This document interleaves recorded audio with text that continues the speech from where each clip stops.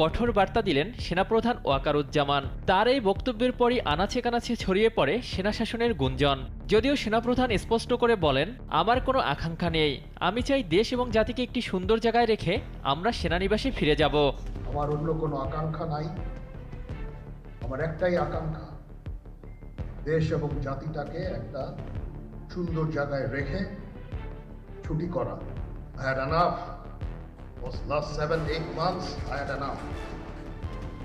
আমি চাই দেশ এবং জাতিকে একটা সুন্দর জায়গায় রেখে আমরা সেনানিবাসে ফেরত আসবো। তারপরও সেনাপ্রধানের বক্তব্যের পর নড়েচড়ে বসেছে রাজনীতির মাঠ।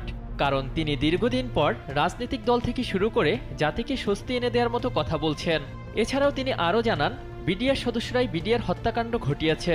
রাজনৈতিক বিভেদ, কাদা ছড়াছড়ি আর সহিংসতা বন্ধ না হলে হুমকির মুখে পড়বে দেশের স্বাধীনতা ও সার্বভৌমত্ব। আমি আপনাদের সতর্ক করে দিচ্ছি, পরে যেন কেউ বলতে না পারেন যে আমি সতর্ক করিনি। এখানে যে সমস্ত উচ্ছৃঙ্খল কাজ হয়েছে সেটা আমাদের নিজস্ব তৈরি, এটা আমাদের নিজস্ব ম্যানুফ্যাকচার, আমরা নিজস্ব এইগুলো তৈরি করেছি। এই বিপরীতমুখী কাজ করলে দেশে কখনো শান্তি শৃঙ্খলা আসবে না। জিনিসটা আপনাদের মনে রাখতে হবে।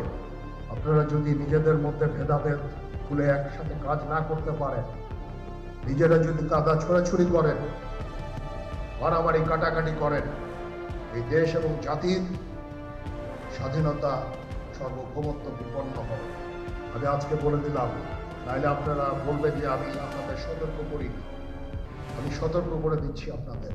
সেনা দিবস উপলক্ষে রাজধানীর রাওয়া ক্লাবে অনুষ্ঠিত এক অনুষ্ঠানে অংশ নিয়ে দেশের বর্তমান পরিস্থিতিতে কাদা ছড়াছড়ি ও সংঘাতের বিষয়ে কঠোর হুঁশিয়ারি দেন সেনাবাহিনীর প্রধান জেনারেল ওয়াকারুজ্জামান।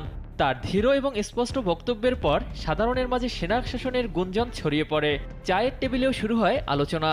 রাজনৈতিক দলগুলো এবার যদি সোজা না হয়, এমন কাদা ছড়াছড়ি চলতে থাকে, তাহলে সেনাবাহিনী শাসনভার নিজেদের হাতে তুলে নিবে। আমার স্ট্যান্ড পয়েন্ট হচ্ছে, যদি কেউ অপরাধ করে থাকে সেটার জন্য কোনো ছাড় হবে না, বিন্দু মাত্র ছাড় নাই। অপরাধী কিনা যদি সামান্য কোনো সন্দেহের অবকাশ থাকে, সেটা তাদের ফেভারে যাবে।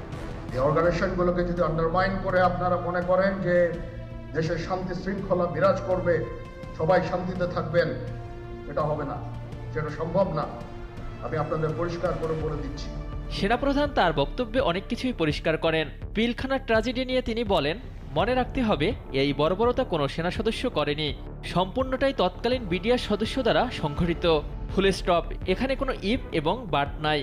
এখানে যদি ইফ এবং বাট আনেন, এই যে বিচারিক কার্যক্রম এতদিন ধরে হয়েছে, 16 বছর ধরে, 17 বছর ধরে যারা জেলে আছে তারা কনভিক্টেড। যারা কনভিক্টেড, সেই বিচার প্রক্রিয়া ব্যাহত হবে। এই জিনিসটা আমাদের খুব পরিষ্কার করে মনে রাখা প্রয়োজন। এই বিচারিক প্রক্রিয়াকে নষ্ট করবেন না। যে সমস্ত সদস্য শাস্তি পেয়েছে তারা শাস্তি পাওয়ার যোগ্য। এই বর্বরতা কোনো সেনা সদস্য করেন, সম্পূর্ণটাই তদানীন্তন বিজিবি সদস্য দ্বারা সংঘটিত। Full stop. এখানে কোনো ইফ এবং বাট নাই। এখানে যদি ইফ এবং বাট আনেন, এই যে বিচারিক কার্যক্রম এতদিন ধরে হয়েছে, 16 বছর ধরে, 17 বছর ধরে যারা জেলে আছে, যারা কনভিক্টেড, সেই বিচারিক প্রক্রিয়া ব্যাহত হবে। এই জিনিসটা আমাদের খুব পরিষ্কার করে মনে রাখার প্রয়োজন। এই বিচারিক প্রক্রিয়াকে নষ্ট করবেন না। তবে 5 আগস্টের পর হানাহানি ও বিশৃঙ্খলায় জড়িত নানা পক্ষ এবং রাজনৈতিক দলগুলোর মধ্যে যে কাদা ছড়াছড়ি হচ্ছে, তার দিকে ইঙ্গিত করে সেনাপ্রধানের বক্তব্যকে স্বাগত জানাচ্ছে দেশের সাধারণ মানুষ। তার এই বার্তা রাজনৈতিক দল এবং বিভিন্ন আন্দোলনমুখী গ্রুপগুলোর জন্য সতর্কমূলক বার্তাও বলে মনে করছেন রাজনৈতিক বিশ্লেষকরা। রাজনৈতিক দলগুলো যদি গণতান্ত্রিক ব্যবস্থা শক্তিশালী করার অঙ্গীকারের প্রতি উদাসীনতা দেখান, সেটা উদ্বেগজনক পরিণতির দিকে দেশকে নিয়ে যাবে বলে মনে করছেন সচেতন মহল। আরো সমস্যার মধ্যে বিশ্বাস করেন, we don't want to head, ওইদিকে আমরা যেতে চাই না। আমি আপনাদের সতর্ক করে দিচ্ছি, এই দেশ আমাদের সবার, আমরা সবাই সুখে শান্তিতে থাকতে চাই। আমরা চাই না হানাহানি, কাটাকাটি, মারামারি। সেই উদ্দেশ্যে আমি কাজ করে যাচ্ছি, আমরা কাজ করে যাচ্ছি। আমাদের সেনাবাহিনীর প্রতি আক্রমণ করে বিভিন্ন বাহিনীকে হেয় করে দেশের পরিস্থিতি উন্নতি হবে না জানিয়ে সেনাপ্রধান বলেন, সেনাবাহিনী, পুলিশ, র্যাব সহ বিভিন্ন বাহিনীর কাজের জন্য তাদের সমালোচনার পরিবর্তে উপদেশ দেন।